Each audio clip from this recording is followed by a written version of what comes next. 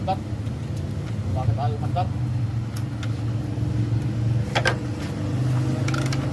Yun lang.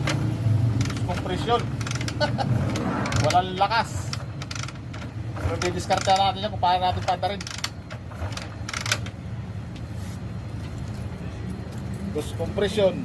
Reklamo ko na naman. Subukan ko lang lagyan ng langis yung butas, baka sakaling madala pa yung loose compression pag tatap overhaul ko na. Ayan, kasi puro ano na oh. Jojo, complete kaya nito na nung lagi ng langis. Subukan natin padyakan. Padyak lang. Yun oh.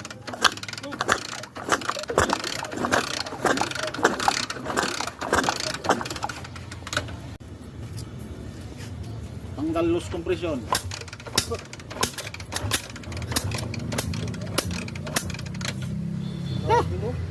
Lagyan nyo ng langis oh.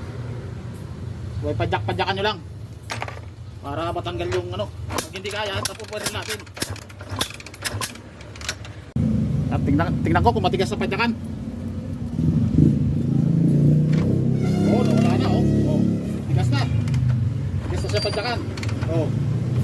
Oh, nawala na yung loose compression. Effective yung langis. Ganun lang gagawin nyo.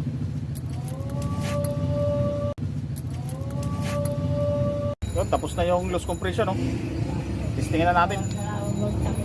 Testingin ko kung loose compression pa. Ah, tapos na. Ah.